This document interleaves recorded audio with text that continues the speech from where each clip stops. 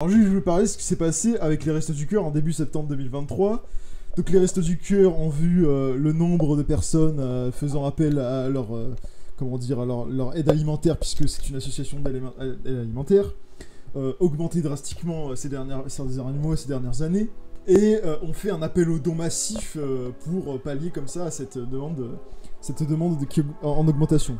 Et en fait, ce qui s'est passé, c'est que voilà, il y a eu différentes personnes qui ont donné plusieurs millions d'euros, et notamment la première puissance financière française, LVMH, et notamment son patron Bernard Arnault, qui ont fait un don de 10 millions d'euros. Et il y a plusieurs choses importantes à dire là-dessus. Donc d'abord, ce qui est important de noter, c'est que effectivement, c'est un don qui est en réalité extrêmement faible par rapport à la fortune totale de Bernard Arnault, qui s'élève à plus de 200 milliards d'euros.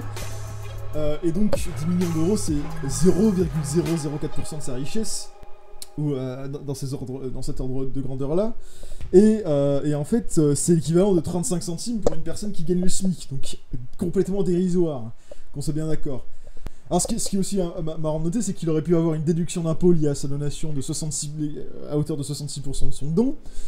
C'est probablement d'ailleurs ce qu'il aurait voulu faire s'il n'y avait pas eu la polémique par rapport à ça. Et deuxième chose qui est important de noter, c'est le traitement médiatique qui a eu par rapport à cette affaire. Parce qu'en fait, on voit que les médias, une grande partie des médias, en fait, a eu un traitement a pas du tout tari d'éloge vis-à-vis de l'action de Bernard Arnault. On va voir ça tout de suite. Alors je voulais parler d'une interview qui s'est déroulée le 5 septembre cette année sur BFM TV, avec le journaliste Alain Marchal et surtout Olivier Truchot.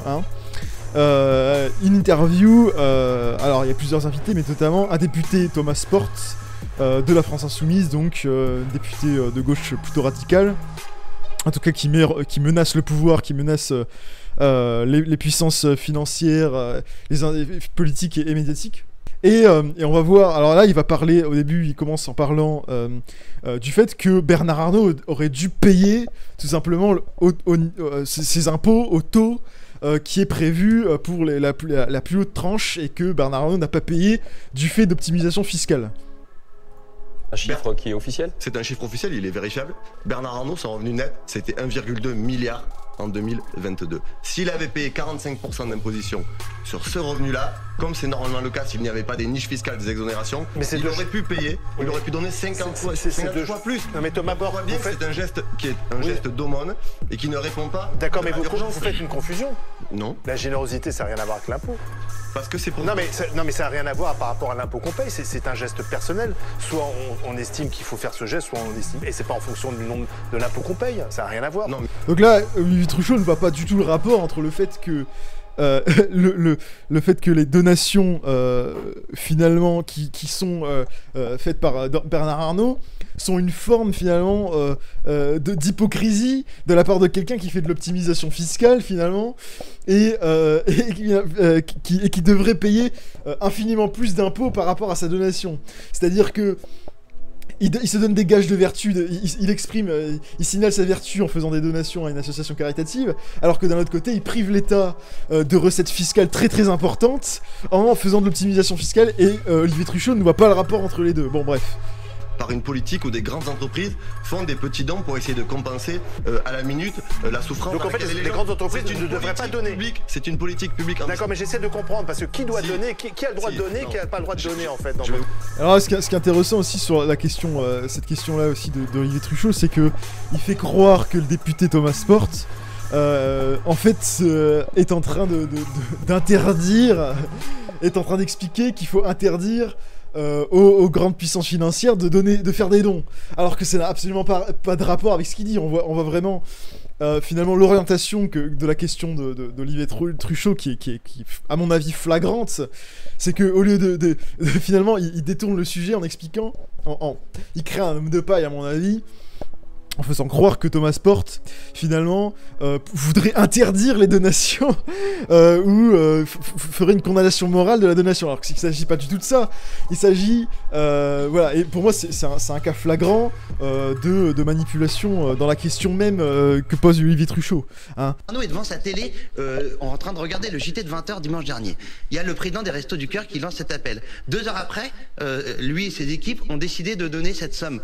il y a juste à s'en féliciter et puis de passer à autre chose. Oui, mais ce que dit Thomas Porte... Alors là, ce qui est intéressant, c'est que durant cette même émission, vous allez avoir plusieurs invités, notamment cet homme qui s'appelle Tudu Adeli, il me semble, donc qui est le président de la rédaction de Valeurs Actuelles, un journal nationaliste, voilà, qui est radical en fait, à l'opposé finalement de Thomas Porte. Et ce que je trouve très intéressant, alors il donne son point de vue, il défend notamment Bernard Arnault, comme on l'a pu l'entendre brièvement. Mais ce que je trouve très intéressant, c'est la question que va lui poser le journaliste, donc j'ai oublié son nom, le journaliste de BFM. Discrètement. Non, mais ce que dit Thomas Porte, Écoutez, il l'a fait plus discrètement que les gens qui lui reprochent de la rendre. ouais, Olivier ce que dit Truchot. Thomas Porte, en fait, c'est un choix politique. C'est-à-dire, soit c'est l'impôt qui permet de financer les Restos du Cœur, si je comprends bien, soit Non, c'est les lutter contre la particuliers, le privé qui s'en charge. Thomas Porte donne l'impression. Et en fait, ce que je trouve intéressant, c'est que en fait, ça va être la seule fois où Olivier Truchot va intervenir pour rebondir sur, ou pour questionner finalement l'intervention de Tugdual Denis. C'est intéressant parce que c'est contrairement à Thomas Porte, il va le couper plein de fois, hein, plusieurs fois, on l'a vu. Plusieurs fois pour le mettre, et puis deuxièmement, les questions, elles étaient, elles étaient finalement manipulatrices quand c'était pour Thomas Porte. Alors que là, il va faire une intervention pour dire simplement, finalement paraphraser la position de Thomas Porte, la répéter. Et je trouve ça particulièrement malhonnête d'avoir. En fait, pour moi, c'est un cas d'école de deux poids deux mesures de traitement des invités sur un plateau télé. Et là, alors là, il va y avoir une intervention d'un des intervenants de cette même émission, qui s'appelle Benjamin Duhamel, et on va voir les propos qu'il peut tenir sur la donation de Bernard Arnault. C'est qu'on est dans le seul pays de la question du partage des richesses. Quelqu'un C'est fait ça, un don le de 10 débat. millions d'euros, il se fait, pardonnez-moi l'expression, engueuler avant d'être remercié. On peut avoir tous les débats de la Terre qu'on veut sur la répartition des richesses, sur la situation des Restos du Cœur, sur la grande pauvreté, sur l'inflation, Mais pour 10 millions c'est- d'euros c'est donnés, quand même combien assez en moins dans singulier. les caisses de l'État pour 10... Donc là, on voit directement le parti pris de Benjamin Duhamel. Je veux dire, ça, pour moi, ça crève les yeux, c'est que la seule chose qu'il va dire par rapport à la donation finalement de Bernard Arnault, c'est pas de dire que c'est une donation dérisoire ou que c'est finalement et qu'il devrait payer son taux d'imposition approprié à sa richesse. Non, il est en train de porter secours finalement, de porter secours à Bernard Arnault en disant que en le victimisant finalement, en le montrant que c'est une victime et que encore une fois il faudrait le remercier, voilà, lui lécher les pieds, je sais pas, peut-être lorsqu'il a fait une donation de ce type, et parce que voilà, il reproche aux personnes de l'attraper, de rappeler des faits, simplement des faits purs et simples en fait.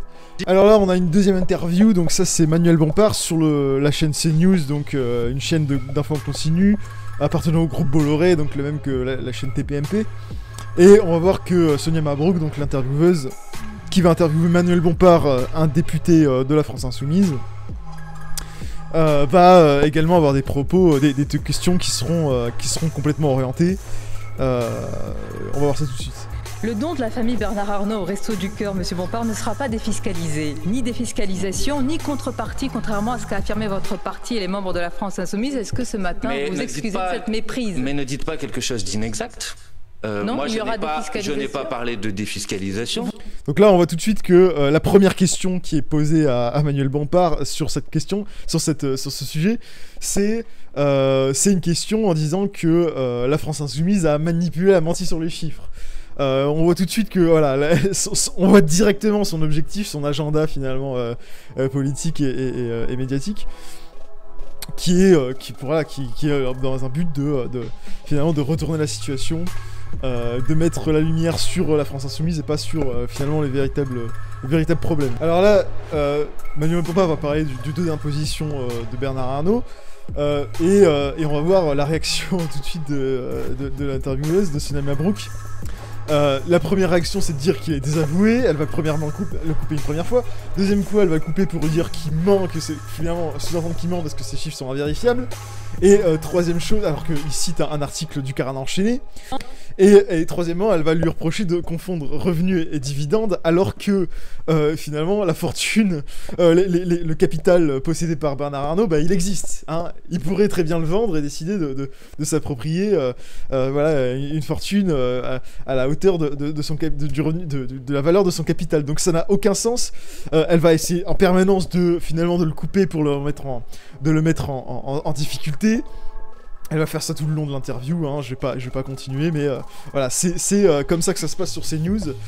Un média, encore une fois, possédé par Bolloré, donc une puissance financière française. Comme il aurait dû le payer l'année dernière, vous êtes désavoué sur ce sujet. Il aurait donné, première intervention. De quoi vous me parlez, il aurait donné 400 millions d'euros aux caisses de l'État, c'est-à-dire...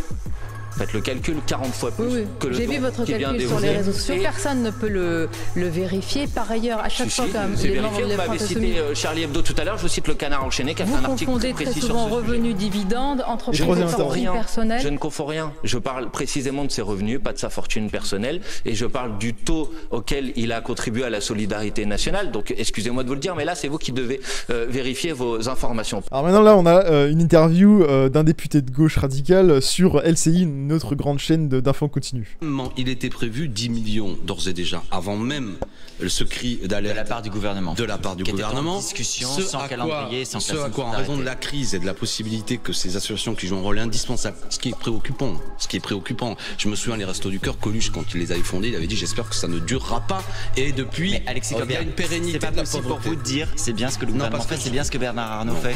Alors pour conclure finalement d'une certaine manière, pour rebondir et conclure sur ce sujet, moi j'ai envie de parler finalement de l'association Restos du Cœur en elle-même, et plus largement des associations caritatives, du bénévolat. Alors moi j'ai beaucoup de respect, j'ai beaucoup d'admiration pour toutes les personnes qui font du bénévolat, notamment les Restos du Cœur, mais il y a un truc qu'il faut avouer, les Restos du Cœur, ils font le jeu du statu quo, du conservatisme, du système actuel. Pour la raison suivante, c'est que il fait le travail que l'État ne veut pas faire. Par ailleurs, Coluche, c'est exactement pour ça qu'il a créé les Restos du Cœur. C'est pour pallier au manque, finalement, de l'État. Et le problème, c'est que, du coup, l'État s'est tout à fait satisfait de cette situation en se disant, bon bah voilà, c'est les Restos du Cœur qui font cette action, on n'a pas besoin de le faire. Donc, finalement...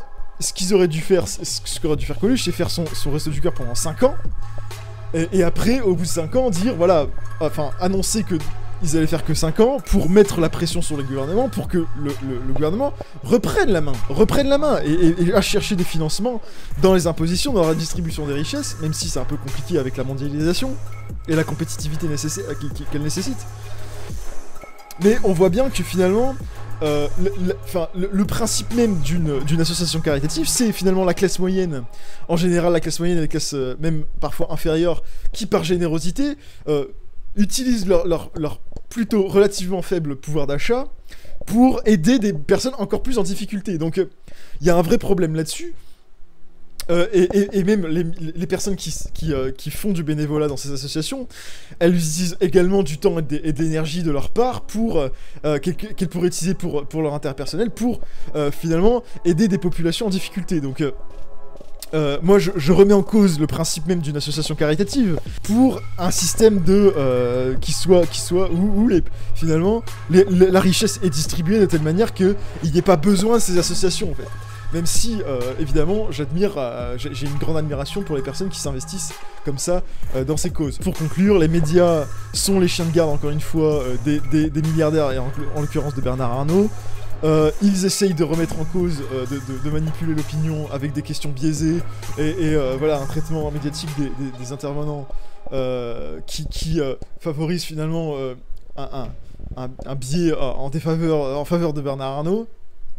Et enfin, ils ne remettent pas en cause, finalement, le système avec une accumulation de richesses entre quelques mains gigantesque, et d'un autre côté, des associations caritatives qui essaient de pallier les manquements de l'État, notamment par l'imposition. Voilà.